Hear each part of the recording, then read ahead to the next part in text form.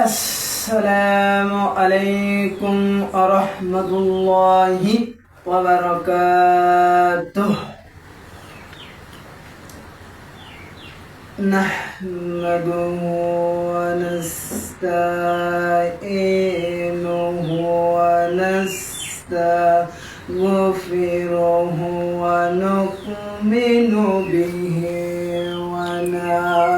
ونتوكل عليه ونعوذ بالله من شرور أنفسنا ومن سيئات أعمالنا من يهده الله فلا مضل له ومن يضلله فلا هادي له ونشهد أن لا إله إلا الله ونشهد أن محمدا عبده ورسوله الذي أرسله بالحق بشيرا ونذيرا وداعيا إلى الله بإذنه والسراجا وقمرا منيرا فقد قال الله تعالى في كلامه المجيد وفي فرقانه الحميد. أعوذ بالله من الشيطان الرجيم. بسم الله الرحمن الرحيم. فاذكروني أذكركم واشكروا لي ولا تكفرون. إن الله وملائكته يصلون على النبي يا أيها الذين آمنوا سلموا تسليما. اللهم صل على محمد وعلى آل محمد كما صليت على إبراهيم وعلى آل إبراهيم إنك حميد مجيد. اللهم بارك على محمد وعلى آل محمد كما باركت على إبراهيم وعلى آل إبراهيم إنك حميد مجيد. আলহামদুলিল্লাহ, বাংলাদেশের ঐতিহ্য জেলা রাজশাহীর বাগমারা থানার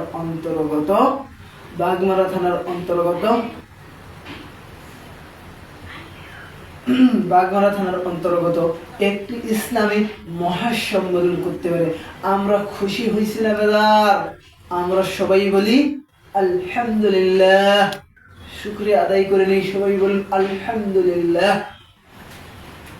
আল্লাহ রাব্বুল আলামিন বলেন ওয়াইযা কুরিয়াল কুরআনু ফাসতাবিউ লা আনসিতু লাআল্লাকুম তুরহামুন। আল্লাহ রাব্বুল আলামিন বলছেন, যখন কোরআনুল কারীম তেলাওয়াত হয়ে যাবে, যখন কোরআনুল কারীম কি হবে? যখন কোরআনুল কারীম তেলাওয়াত হবে, তখন কোরআনুল কারীম তেলাওয়াত হবে, যখন ওয়াজ কোরআনুল কারীম তেলাওয়াত হবে, যখন বয়ান শুরু হয়ে যাবে, ওয়াজ শুরু হয়ে যাবে, কয়টা কাজ করবা?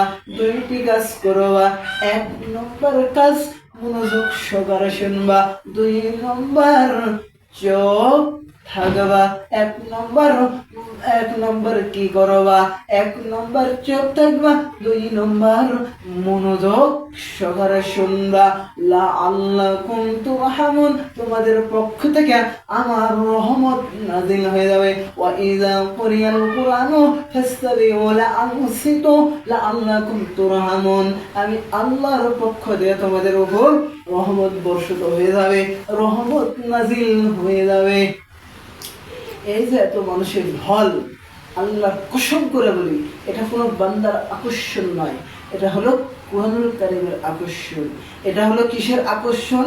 এই বান্দার মুখ থেকে কোরআন বের হয়, এটা হলো কোরআনের আকর্ষণ। রাহিমের মুখ থেকে কোরআন বের হয়, এটা হলো কোরআনের আকর্ষণ।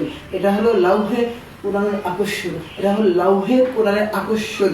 এই রাহিমের মুখ থেকে কোরআন বের হয়, এটা হলো কোরআনের আকর্ষণ।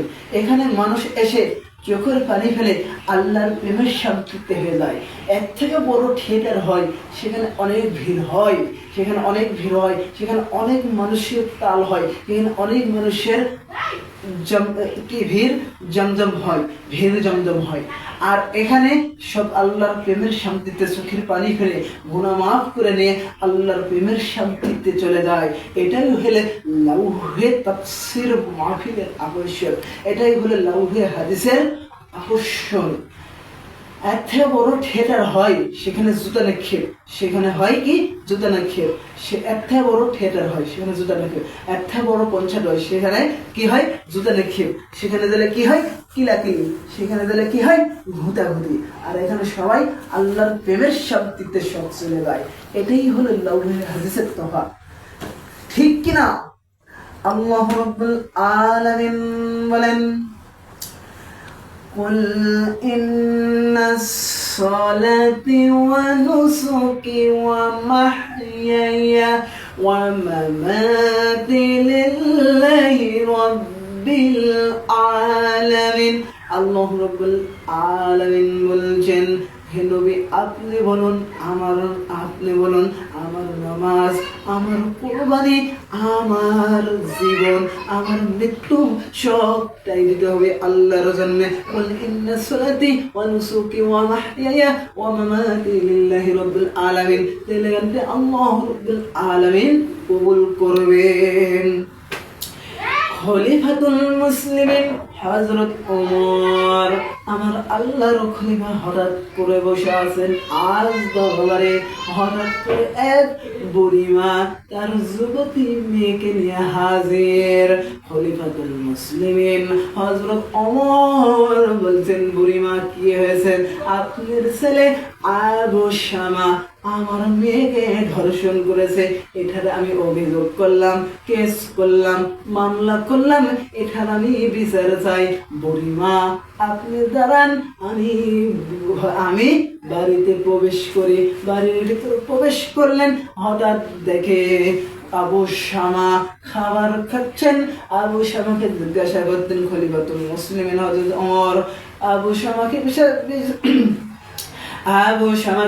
জিজ্ঞাসা করতেন, আবু শামা তোমার বিষয়ে একটা হলো জিনার ধর্ষণের মামলা আছে, কেস আছে, অভিযোগ আছে, বিষয়টা সত্য। ছেলে ছিল সেরকম সিটার বাটপাট নয়। ছেলে বললেন, আব্বা বন্ধুদের পাল্লাই পরে মদ খেয়ে ফেলেছিলাম, মদ খেয়ে এই 2 নম্বর কাজ হয়েছে, আমাকে মাফ করে দেন। খলিফাতুল মুসলিমিন হযরত ওমরের স্ত্রী আসলেন। আসার পরে কি বলছেন ওমর, ও খলিফাতুল মুসলিমিন আমিরুল মুমিনিন, ছেলে তো ভুল স্বীকার করেছে, ছেলে তো ভুল করেছে, সে ভুলের স্বীকার খেয়েছে, মাসুম হয়েছেন।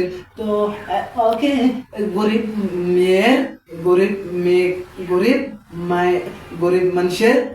মানুষের মেয়েকে টাকা পয়সা সোনা দানা দিয়ে বিদায় করে দাও। স্ত্রী আপনি এই কথা বলেন না, আমার আল্লাহর বিধান ডাকতেছেন, আযানিয়াতু ওয়াজ্জানি ফাসলিদু কুল্লু ওয়াহিদিম মিনহুম মিয়াতা জালদাহ। আল্লাহ রাব্বুল আলামিন বলছেন, যখন ছেলে হোক আর যুবতী মেয়ে হোক, যখন জেনা করবে সাক্ষ্য প্রমাণ হয়ে যাবে, সাক্ষ্য প্রমাণ হয়ে যাবে, তখন কি করবা? আয-যানিয়াতু ওয়াজ-যানি ফাসলিদু কুল্লু ওয়াহিদিন মিনহুম মিয়াতা জালদা, 100 চামড়ার চাবুকের আঘাত করতে হবে, 100 বেতের আঘাত করতে হবে, তাকে 100 বেতের ডোরা মারতে হবে, 100 বেতের চাবুক মারতে হবে। খলিফাতুল মুসলিমিন হযরত ওমর কাজী সাহেবকে বলছেন, কাজী সাহেব, আপনি যে চাকরি দিয়েছি, এই চাকরি যেন আপনি ঠিক মতো পালন করেন। আমার ছেলের বিচার করতে হবে, গন্ডায় গন্ডায় বিচার করতে হবে। আপনি যে চাকরি দিয়েছি, আপনি যে চাবুক চালানোর সময় আপনি একটা দেশের উপর আক্রমণ আছে, একটা দেশের ওপর রাগ আছে, 40 বছর রাগ যেন তুলে নেওয়া হয় না। আমার ছেলে বলে আমার পক্ষ ব্যতীত করবা না, আমার ছেলেবেলা আমার পক্ষ ব্যতীত করবা না, তাহলে আপনাকে যে চাকরি দিয়েছে এই চাকরি আমি ক্যান্সেল করে দেব, চাকরি নট করে দেব, আপনার চাকরি আর থাকবে না, আপনি যেটা বিচার সেটাই করবেন। খলিফাতুল মুসলিমিন হযরত ওমরকে বলছেন, কাজী সাহেব, আমি কি করব? আপনার ছেলে দেখার বিষয় নাই, আপনার নিত্য আত্মীয় আমার দেখার বিষয় নাই, আপনার আত্মীয় নিকট আত্মীয় আমার দেখার বিষয় নাই। আমি কোরআনের আয়াত দিয়ে বিচার করব, কি দিয়া? ইয়া আইয়ুহাল্লাযীনা আমানু কুলু ক্বাওয়া বিল কিসতি ওহে যারা ঈমানের দাবি করো, তোমরা আল্লাহর জন্য সাক্ষ্য দিতে দাঁড়িয়ে যাও। খলিফাতুল মুসলিমিন হযরত ওমর বলছেন, কাজী সাহেব, বিচার শুরু করতে হবে। আপনি যে বিচারের আঘাত করবেন, আপনি যে বিচার মারবেন, বিচারের আঘাত করবেন, চামড়ার চাবুক চালাবেন, ঘরের ভিতর চালালে হবে না, ঘরের ভিতর চালালে হবে না, ঘরের কোনায় চালালে বিচার হবে না। আপনি জনসংখ্যার ভিতর বিচার করবা, মিডিয়াগুলো দেখালে আসেন, সাংবাদিকগুলো দেখালে আসেন, পত্রিকাগুলো দেখালে আসেন, হাজারো জনতার ভিতর বিচার হবে। وليشهد عذاب خليفة من المؤمنين, এই আযাবগুলো মানুষের ভিতরে দিতে হবে, এই আযাবগুলো কার ভিতরে দিতে হবে? হাজারো জনসংখ্যার ভিতরে দিবে। তুমি বিচার শুরু করো, 1-2 করে মারতে মারতে 50টা মারা হয়েছে, ছেলে অজ্ঞান হয়ে পড়ে গেছে, ছেলে অজ্ঞান করে যায়। মুসলিমিন হযরত ওমরের পা চেপে ধরলেন, পা চেপে ধরে বলে, বাবা আজকের মনে মাফ করে দাও, আমাকে আজকের মনে কি করে দাও, আমাকে মাফ করে দাও, আমি আর এরকম 2 নম্বর কাজ করবো না। কালকে বেত চালাবে না, আমার কোনো ক্ষমা করা যাবে না।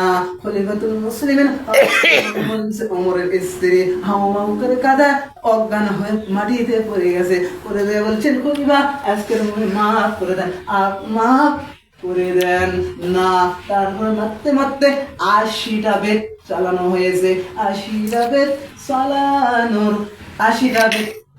বেত চালানোর পরে কি করা হয়েছে? 80টা বার চালানোর পরে হযরত ওমর বুকে চেপে ধরলেন, বুকে চেপে ধরার পর দেখে দুনিয়ায় বেঁচে আছে নাকি সন্তান, কি করে দুনিয়ায় বেঁচে আছে নাকি সন্তান, বুকে চাপিয়ে ধরলো, আর বেঁচে নাই। হযরত ওমর নিজেই কি বলেন, ধোয়ালেন, নিজেই দাফন কাফন করালেন, নিজেই কবরে রাখলেন। আর কাজী সাহেবকে বলেন, কাজী সাহেব আর কয়টা বাকি আছে, আর 20টি বাকি আছে, আমাকে চামড়ার চাবুক দাও। ওই 20টি মারলো, মারার পর কবর দিয়ে দাফন তাফন করার পর আশা খলিফাতুল মুসলিমিন হযরত ওমর ঘরের ভিতর প্রবেশ করলেন। যেই ঘরে থাকতেন, যে রুমে থাকতেন, বালুস নিয়ে কান্না শুরু করলেন হাউমাউ করে। স্ত্রী বলছেন, ও খলিফা, আপনাকে আগেই নিষেধ করেছিলাম, আপনাকে আমি আগেই নিষেধ করে দিয়েছিলাম, এই আপনি সন্তান হত্যা করেন না, আপনি মাফ করে দেন, আপনি আমার কথা শুনলেন না, এখন হাউ মাউ করে করেন বলেন। স্ত্রী বলছেন, স্ত্রীকে বলেন খলিফাতুল মুসলিমিন হযরত ওমর স্ত্রীকে বলছেন কি, আমার আল্লাহর কাজ করলাম, আমার আল্লাহর কাজ এতক্ষণ করলাম, এখন আমি বাবা হিসাবে এই কাজটা করছি, ঠিক কিনা? এই কাজ আমি বাবা হিসাবে আমি এই কাজ করেছি, এখন আমার কি বাবা হিসাবে আমার কি মায়া মহব্বত নাই? অবশ্যই আছে, অবশ্যই আছে। খলিফাতুল মুসলিমিন হযরত ওমর যখন এই গরিব মানুষেরা যখন বাংলাদেশের রাষ্ট্রীয় ক্ষমতায় আছে, যারা এরকম 2 নম্বর কাজ যদি কারো করতো তখন ঘাড় ধরে তাড়িয়ে দিত। আর এই বাংলাদেশ স্বাধীন হয়েছে 1971 সালে, যুদ্ধের পরে এই আয়াতটা বাংলাদেশের সংসদে কায়েম হয়ে যেত, তাহলে হাজারো হাজারো মানুষ ইজ্জত নিয়ে খুঁজতো না, হাজারো হাজারো মানুষ ইজ্জতের মামলা দিয়ে মামলার রায়টা পেত, কিন্তু সংসদে কায়েম হয় নাই। হাজারো হাজারো মানুষের সংসদে কায়েম হয় নাই। তারপরে গরিব মানুষরা ওরা সবাই রায়টা পেত। বাংলাদেশ 43 বছর স্বাধীন হয়েছে, স্বাধীন হওয়ার পরে একটা যদি কায়েম হয়ে যেত তাহলে সবাই মামলার রায় পেত। হাজু করুনি আমার আজকের আলোচনার বিষয় জিকির। হাজু করুনি আযকুরুকুম ওয়াশকুরুলি ওয়ালা তাকফুরুন। আল্লাহ রাব্বুল আলামিন বলছেন, আমার শুকরিয়া আদায় করো। আমার কি করো? আমার শুকরিয়া আদায় করো। আমার কি করো? শুকরিয়া আদায় করো, আমার কৃতজ্ঞতা করো, আমার সাথে নাফরমানি করো না। ফাযকুরুনি আযকুরুকুম ওয়াশকুরুলি ওয়ালা তাকফুরুন। জিকির হলো কয়টি? সুবহানাল্লাহ, আলহামদুলিল্লাহ, আল্লাহু আকবার, লা ইলাহা ইল্লাল্লাহ। এই 4টি জিকির ছাড়া আর নাই। এখন জিকির হচ্ছে হু গাজা, দিল করে তাজা, কিসমে জালাল গাজা গুলফি খাওয়া হালাল। আসসালামু আলাইকুম ওয়া রাহমাতুল্লাহি ওয়া বারাকাতুহু। 5 মিনিট